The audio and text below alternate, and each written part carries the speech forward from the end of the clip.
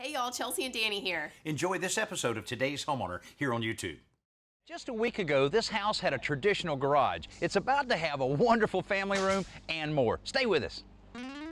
Today's Homeowner with Danny Lipford, the voice of home improvement, with projects, tips, and ideas to help you improve your home.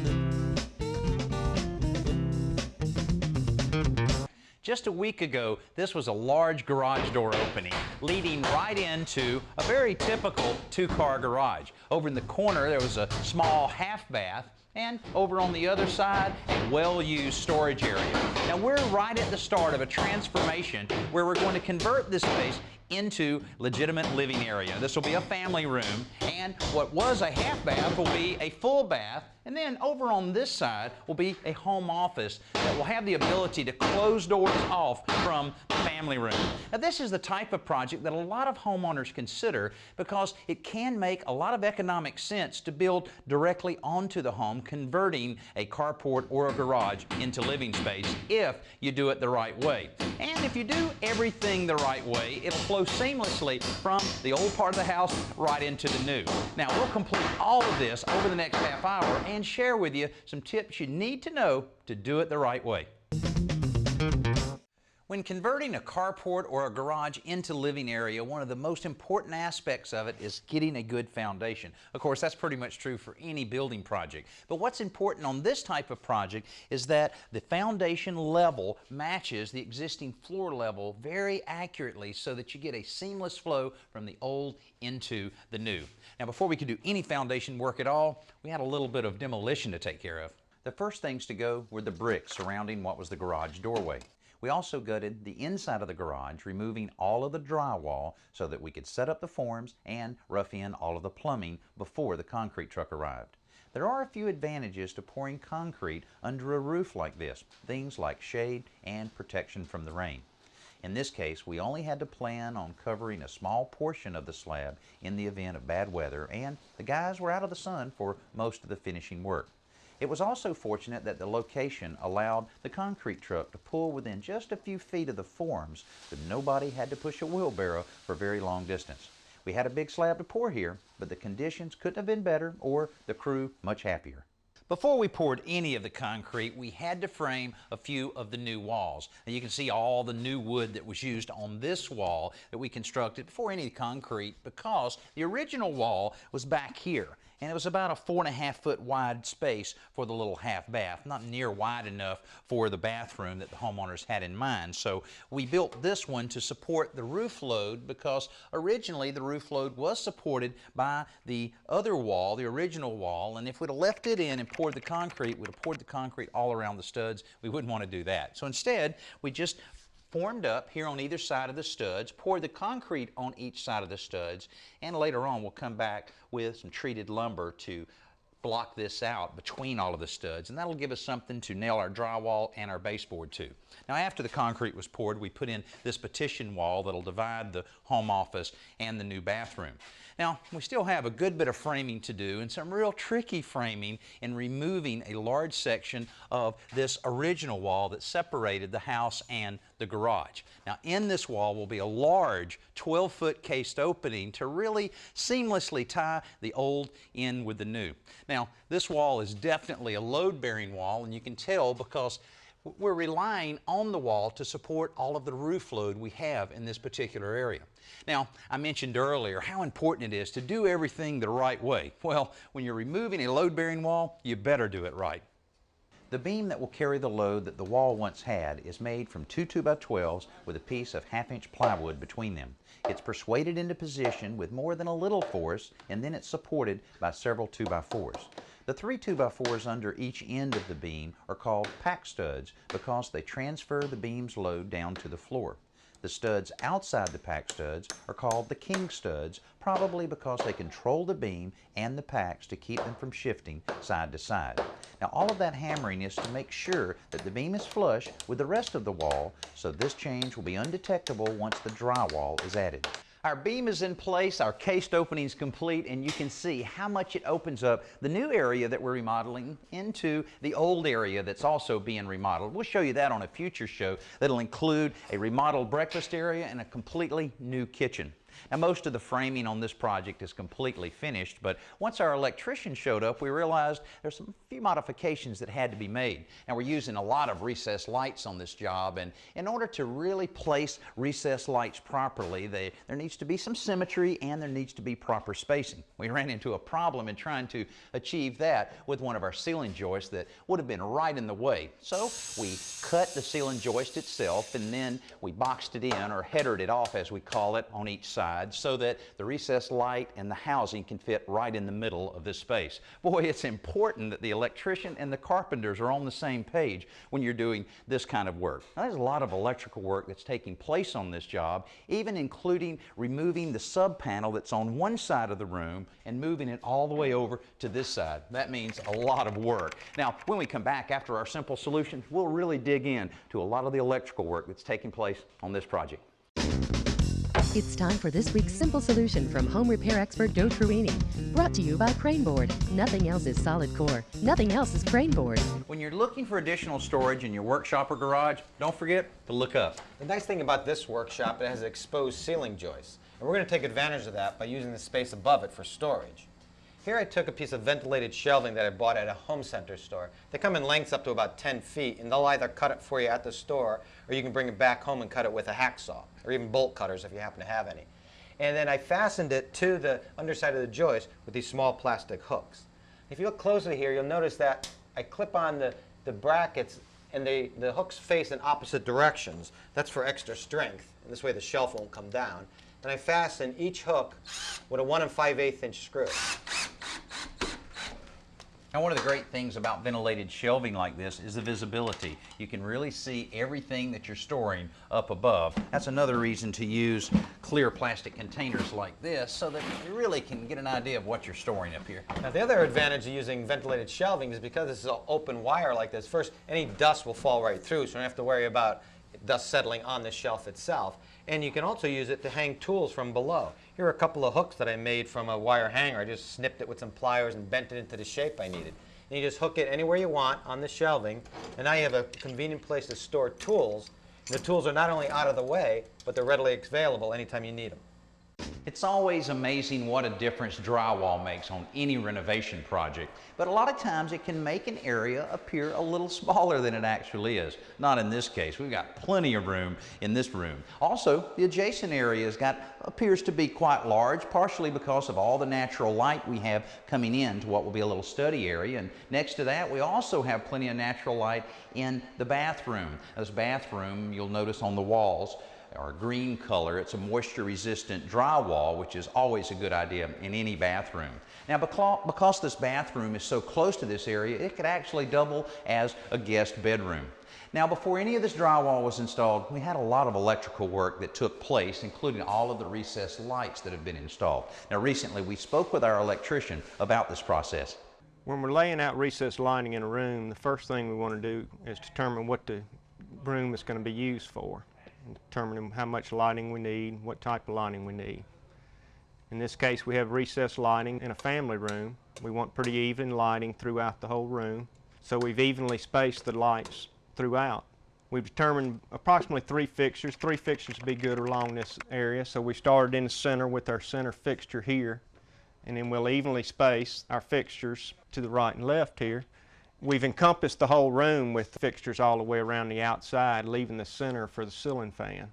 This will keep from having any shadows throughout the room. The ceiling fan causing shadows also. We won't have that problem staying far enough away from the ceiling fans. Obviously, the lighting you'll get out of recessed cans will be a lot more even and better quality of light, and light what you're trying to light to your task a lot better.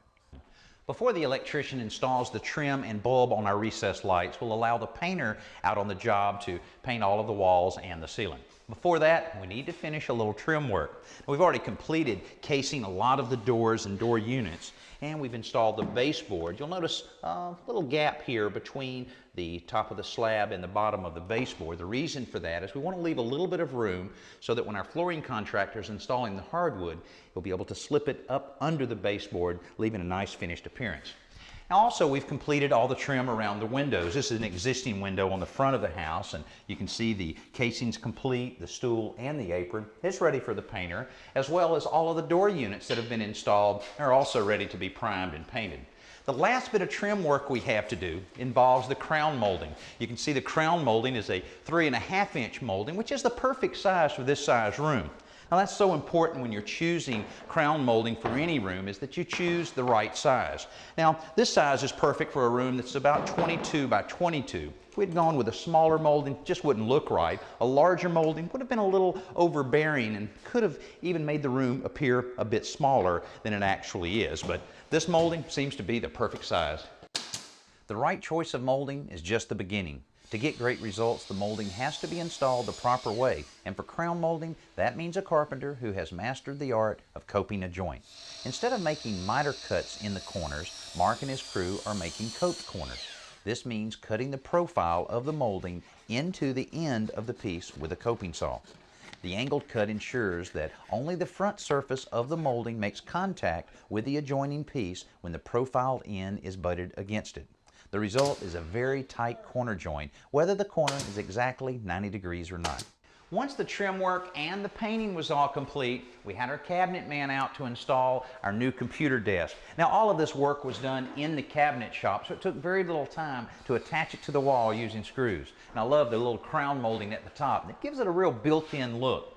Also, this color is kind of cool. It's a dark gray, and for some reason it just seems so appropriate for a work area like this. Our countertops will be going in the next day or so. Now, while they were out, they also installed our small vanity cabinet that's a completely different color in the adjacent bathroom. That's ready for countertops as well. Hey, it won't be long, and this project will be completely finished. The next step, our finished flooring, right after our best new product of the week.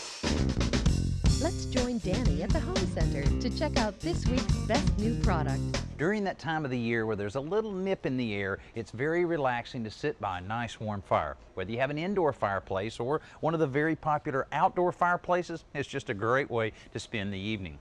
Now, you may live in a part of the country where firewood is kind of hard to come by, which means it's probably very expensive, or you may just not like the idea of cutting down trees just for the convenience of fire. Well, I've got a solution for all of those problems. It's called EnviroLog. Now, it's available in a 3-pound or 5-pound size, and it's made from 100% recycled wax cardboard. So instead of all of that cardboard going to the landfill, you're able to burn it and enjoy it right in your fireplace at your home. Now, it's very easy to light. You can just light the bag itself and throw it right in the fireplace, or you can remove it from the pack, either way, and you can also use it in combination with other logs you may be using. Now, the way this is put together, it's bound together without use of any toxic glues or petroleum additives, so there's no unpleasant smell at all. And because it is so dense, it burns a lot hotter than regular cordwood, so there's very little ash left over, so cleanup is much easier. There's no dripping or any mess that's associated with it as well. And just think about the next time you're going camping, how you can throw a few of these in the car and you have a lot less work to do when you get out to the campsite. Well, it's obvious what's taking place here on our garage conversion today, the installation of our pre-finished hardwood floor. Now, our countertop guys were out just a day or so ago and installed our nice granite countertop on our little study area, and in the bathroom, the cultured marble top's been installed on the top of our vanity. So we'll be able to have the plumber by very soon to take care of all the rest of the plumbing in the bathroom, and we're one step closer to getting complete here. And most of the painting's done, electrical work's pretty much all done, so the focus now is on finishing the hardwood floor, then the homeowners can move in. Now, we're using a pre-finished hardwood floor. It's about 5 inches wide, kind of has a little bit of a distressed look to it. That's something that we're seeing more and more in all kinds of building materials, and a pre-finished floor like this is really neat because once they complete the installation, they let it dry for about a day, and all the furniture can be moved right in. Now, this is a fairly easy do-it-yourself project to install a pre-finished floor like this, but Roberta, who's been around for quite a while installing hardwood floors, may have a few tips for us. Roberta, what do you say as far as when a homeowner is doing a project like this themselves? What are some of the things that, that they need to think about in order to do the job right? First thing is to have a clean slab, make sure it's level. If you have to use any leveling compound, go ahead and take care of it first. So you don't have any waves on your floor, and then make sure your walls are straight. Make sure you get a straight line. If they're a little bit off, you can have your spacers there that we have with the ratchet on it. Yeah, tell me about that. That's pretty neat. What is that? Basically just kind of hooks behind the wood, and then you can adjust it on and off the wall. Yeah, you can adjust it. You know, if it kicks off a little bit, you just turn it to the left or to the right, make it come in and out. I see. It'll keep it straight. And then, of course, you get that first piece started well, and then it's just a matter of one after the other then. Yes, sir. Okay, all right. And I saw earlier you're using the rubber mallet just to tighten it up. I guess the glue stays pliable for a little while so that you have some movement then to tighten it up. Mm-hmm. Okay, all right. Well, I know it won't take you long. I understand before the end of the day, we'll have a hardwood floor. I hope so.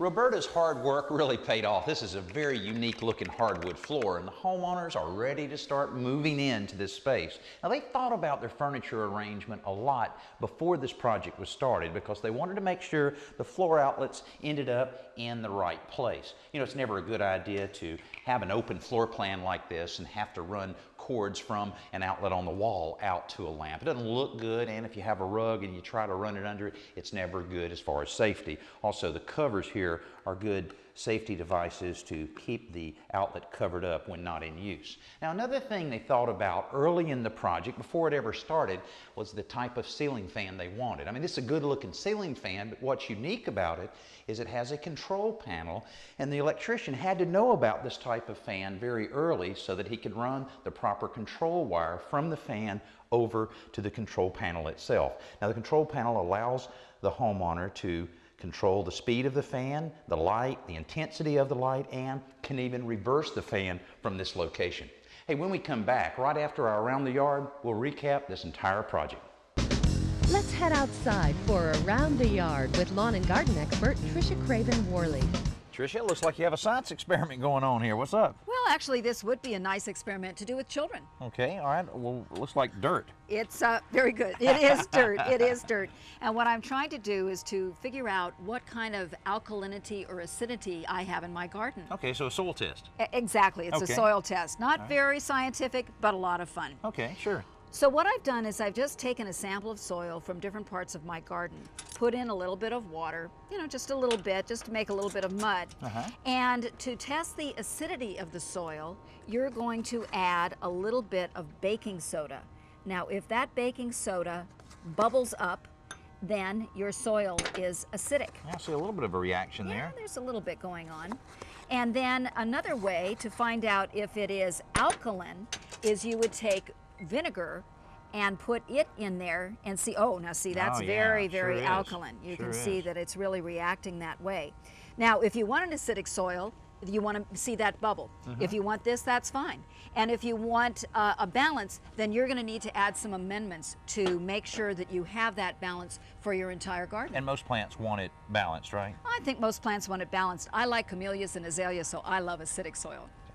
The homeowners have already started moving in their furniture. They still have a few more pieces and some paintings and window treatments, but I can tell already they're going to be using this room a lot. Now, if you plan carefully on a garage enclosure, your results can be very impressive. The garage we started with here gave us about 570 square feet to work with, and from that, we've created a large, comfortable family room, a very functional study, and a small full bathroom. The rustic pre-finished hardwood floors give the room a warm, lived-in feel that is echoed by the color and furnishing selections the owners have made.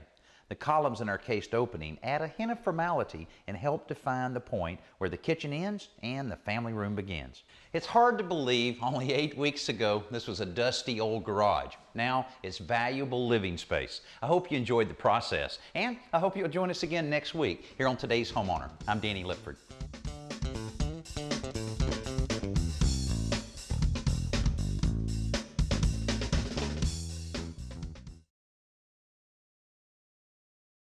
Hey, thanks for watching this episode of Today's Homeowner. And don't forget to comment, like, and hit the bell icon so that we can notify you when new videos are posted.